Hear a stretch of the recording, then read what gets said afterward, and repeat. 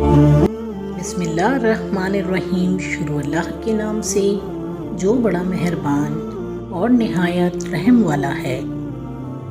رمضان مکمل ہوتا ہے احساس اور تلاوت قرآن پاک سے۔ کھولوں جو تیرے دیدار سے، کاش کوئی ایسا روزہ بھی ہو۔ انسان کا ہر عمل اس کی ذات کے لیے ہے، سوائے روزے کے کہ وہ خاص میرے لیے ہے، میں ہی اس کا بدلہ دوں گا۔ روزہ رکھنے کے لیے طاقت کی نہیں، نیت کی ضرورت ہوتی ہے۔ کیا پتہ اس رمضان تمہارے تمام زخموں کو بھر دیا جائے۔ میری زندگی میں ایسا رمضان بھی لکھ دے یا رب کہ سحری مکہ میں کروں اور افطاری مدینے میں۔ زندگی کو رمضان جیسا بنا لو تو موت عید جیسی ہوگی۔ قرآن رمضان کا سب سے خاص وظیفہ ہے۔ رمضان نام نہیں بھوکے رہنے کا، یہ نام ہے خود کو پاک کرنے کا۔ یا رب اس رمضان کے صدقے جن کے والدین وفات پا گئے ہیں ان کی بخشش فرما، جن کے حیات ہیں انہیں لمبی عمر اور تندرستی عطا فرما۔ ہر گناہ کے پیچھے شیطان نہیں ہوتا، یہی بتانے رمضان آتا ہے۔ روزے جتنے بھی مشکل ہوں پر رمضان کا اختتام بہت اداس کر دیتا ہے۔ سحری کی رونق، افطار کی برکتیں، عبادتوں کا مزہ رمضان کی دولت ہے۔ اللہ ہماری ٹوٹی پھوٹی عبادت کو قبول فرما، آمین۔ ماہ رمضان اس میں رزق کی فراغی ہوتی ہے کہ غریب بھی نعمتیں کھا لیتے ہیں، اس لیے اس کا نام ماہ وسعت رزق بھی ہے۔ جسے جہنم کی آگ سے بچنا ہے وہ گرمی کے روزے رکھے۔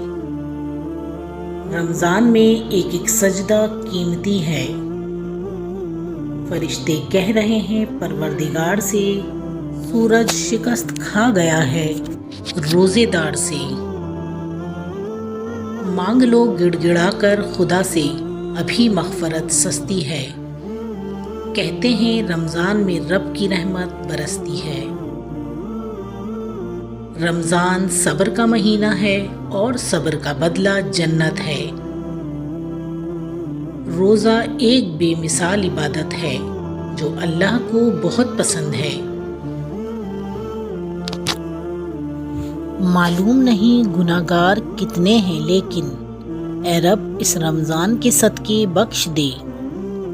مومن کی عمدہ سحری کھجور ہے۔ رمضان میں ہر نیکی کا اجر 70 گنا ہو جاتا ہے۔ نیند میں بھی گرتے ہیں میری آنکھ سے آنسو، یہ سوچ کر کہ اگر رمضان میں نہیں بخشے گئے تو پھر کب بخشے جائیں گے۔ روزے دار کو نماز ہمت اور قرآن صبر دیتا ہے۔ رمضان وہ خوبصورت مہینہ ہے جس میں اللہ گناہگار کو بھی عبادت کی توفیق دیتا ہے۔ روزہ ایک بے مثال عبادت ہے جو اللہ کو بہت پسند ہے۔